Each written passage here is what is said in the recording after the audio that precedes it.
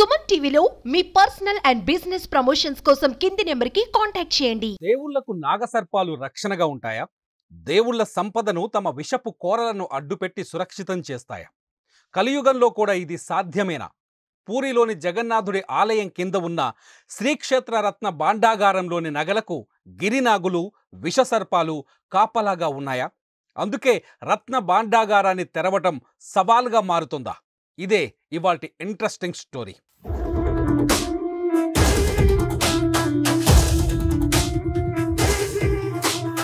పూరి జగన్నాథుడి ఆభరణాల గురించి ఇప్పుడు దేశవ్యాప్తంగా సీరియస్ చర్చ జరుగుతోంది. పూరి ఆలయం కింది భాగంలో ఉన్న శ్రీక్షేత్ర రత్న భాండాగారంలో జగన్నాథుడి పురాతన నగలను భద్రపరిచారు. ఇప్పుడు ఆ నగలను, వాటి విలువను లెక్కించే అంశం దేశం దృష్టిని ఆకర్షిస్తోంది. దాదాపు 46 ఏళ్ల తర్వాత ఈ రత్న భాండాగారాన్ని తెరుస్తున్నారు. అయితే అది తెరవటం అనేది అతి పెద్ద సాహసంగా కనిపిస్తోంది. ఎందుకంటే పూరి జగన్నాథుడి రత్న భాండాగారంలో ఉన్న నగలను చేరుకోవాలి అంటే వాటికి కాపలాగా ఉన్న కాలనాగులను, విషపు సర్పాలను ముందు జయించాలి అని చెబుతున్నారు. అందుకే ఈ వార్త ఇప్పుడు దేశంలో అత్యంత చర్చనీయాంశమయ్యింది.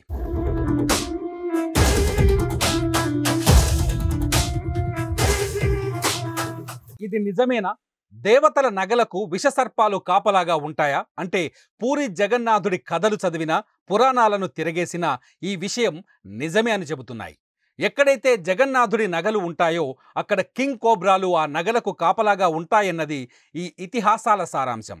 అంతేకాదు ఈ కథల్ని జగన్నాథుడిని కొలిచే భక్తులు కూడా బలంగా విశ్వసిస్తారు. అందుకే 46 ఏళ్ల తర్వాత ఈ రత్న భాండాగారాన్ని తెరిచేందుకు ప్రయత్నిస్తున్న ప్రభుత్వ కమిటీ ముందు సర్పాలను ఎదుర్కొనేందుకు ప్లాన్లు సిద్ధం చేస్తోంది. దేశంలో సర్పాలను పట్టగలిగిన నిపుణులను, సర్పాలు కాటేస్తే వెంటనే చికిత్స చేసేందుకు వైద్యులను, సర్పాలను కనిపెట్టేందుకు సెర్చ్ లైట్లను సిద్ధం చేసుకున్నారు. ఈ ఏర్పాట్లన్నీ సాయంతో జూలై 14వ తేదీన పూరి క్షేత్రం కింది భాగాన ఉన్న రత్న భాండాగారాన్ని తెరవబోతున్నారు. కింగ్ కోబ్రాలు కాపలాగా ఉన్న పూరి జగన్నాథుడి రత్న భాండాగారంలో అసలు ఏముంది? ఎన్ని నగలున్నాయి? ఎందుకు దేశవ్యాప్తంగా ఇంత పెద్ద చర్చ జరుగుతోంది అనే ప్రశ్నలు జనంలో ఆసక్తిని రెట్టింపు చేస్తున్నాయి.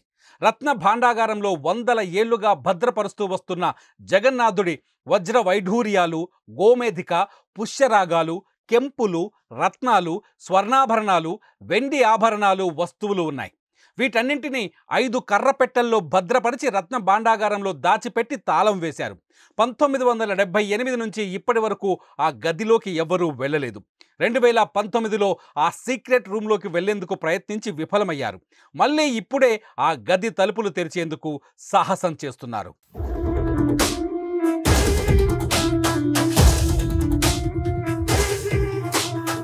రత్న భాండాగారంలో మొత్తం పూరి జగన్నాథుడికి చెందిన 12,831 భరీల బంగారం ఉంది. 22,153 భరీల వెండి ఉంది. ఈ వెండి వస్తువులకు అత్యంత విలువైన వజ్ర వైఢూర్యాలను పొదిగారు. ఇందులో 1500 ఏళ్ల క్రితం నాటి ఆభరణాలు ఉన్నాయి. అప్పటి రాజులు, పాలకులు వీటిని తయారు చేయించారు. 1926లో ఓసారి ఈ రహస్య గదిని తెరిచి ఆభరణాలను లెక్కించారు. ఆ తర్వాత 1978లో మాత్రమే తెరిచారు. 1985లో గదిని కొందరు అధికారులు తెరిచి ఆభరణాలను లెక్కించే సాహసం చేయలేకపోయారు. 1978లో కూడా ఈ ఆభరణాలను లెక్కించడానికి 70 రోజుల సమయం పట్టింది. అయినప్పటికీ మరో 14 ఆభరణాలను లెక్కించలేక వదిలేశారు. తమిళనాడు, గుజరాత్ నుంచి నిపుణులైన స్వర్ణకారులను తీసుకొచ్చి విలువ కట్టే ప్రయత్నం చేశారు. కానీ అది ఫలించలేదని చెబుతున్నారు. దీంతో రత్న భాండాగారంలో ఉన్న ఆభరణాల విలువ ఎవ్వరికీ అంతు చిక్కటం లేదన్నదే ఇక్కడ అసలు పాయింట్.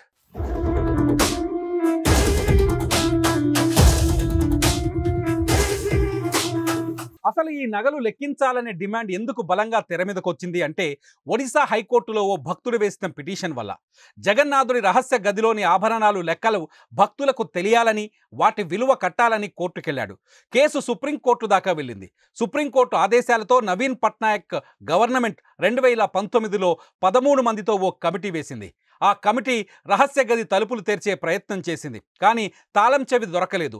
తాళం చెవి ఎక్కడ అనే ప్రశ్నతో వివాదం కొత్త మలుపు తిరిగింది.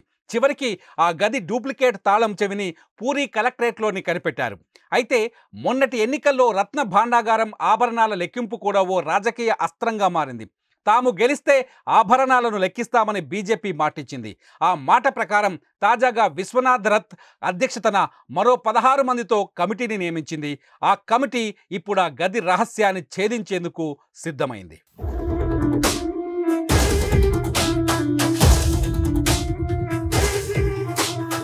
మరి ఆ గదిలో పాములున్నాయనే ప్రచారం ఎందుకు జరుగుతోంది అంటే 2019లో రత్న భాండాగారాన్ని తెరిచేందుకు వెళ్లిన కమిటీ సభ్యులు కిటికీల గుండా గది లోపలి పరిస్థితులను గమనించారు.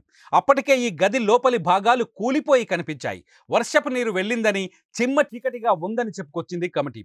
అంతేకాదు పూరి ఆలయ ప్రాంగణంలో కొన్ని నిర్మాణాల పనులు చేపట్టినప్పుడు అనేక సర్పాలు దర్శనమిచ్చాయని, ఇప్పుడు ఆ గదిలోనూ కింగ్ కోబ్రాలు ఉంటాయని అంచనా వేస్తున్నారు. గతంలో నవీన్ పట్నాయక్ నియమించిన కమిటీల నివేదికలు బయటకు రాకపోవడంతో ఈ అంశం రాజకీయ రంగు పులుముకుంది. ఈ నేపథ్యంలోనే ఇప్పుడు విశ్వనాథ్ రథ్ కమిటీ ఏర్పడి ఆభరణాల లెక్కింపునకు ముందడుగు వేసింది.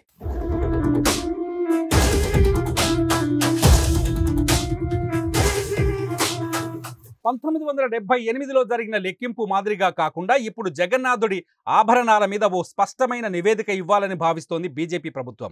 అందుకే నిపుణులను సిద్ధం చేసింది. నగల విలువను అంచనా వేయటానికి వాటిని రహస్య గది నుంచి మరో ప్రాంతానికి తరలించాలని, పాడైపోయిన నగలకు మెరుగులు దిద్దాలని కూడా నిర్ణయించింది.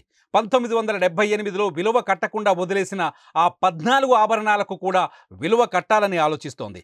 దీంతో పాటు తాము ఎంతో భక్తి శ్రద్ధలతో కొలిచే పూరి జగన్నాథుడి ఆస్తుల గురించి భక్తులు కూడా స్పష్టత ఉండాలని ప్రభుత్వం భావిస్తోంది.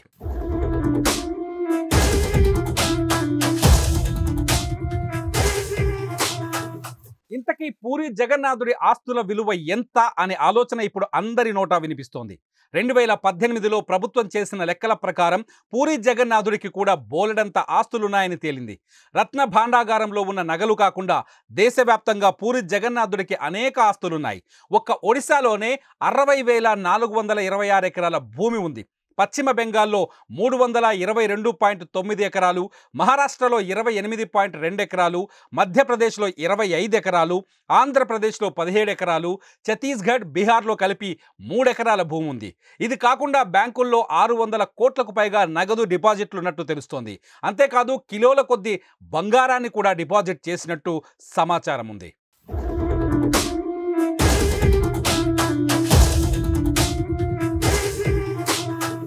జూలై 14వ తేదీన శ్రీక్షేత్ర రత్న భాండాగారం రహస్యం తేలిపోతే పూరి జగన్నాథుడి ఆస్తులపైన స్పష్టమైన నివేదిక వచ్చే అవకాశం ఉంది. అంతేకాదు ఆ నగల భద్రత పైన ఉన్న విమర్శలకు కూడా సమాధానాలు దొరుకుతాయి. అయితే ఇక్కడ ప్రశ్న ఒక్కటే, పూరి జగన్నాథుడి రత్న భాండాగారాన్ని అధికారులు చేరుకుంటారా, సర్పాలను ఎదురించి ఆ నగల పెట్టెలను వెలికి తీసుకువస్తారా అన్నది. మరి మీరేమంటారు? కామెంట్ చేయండి.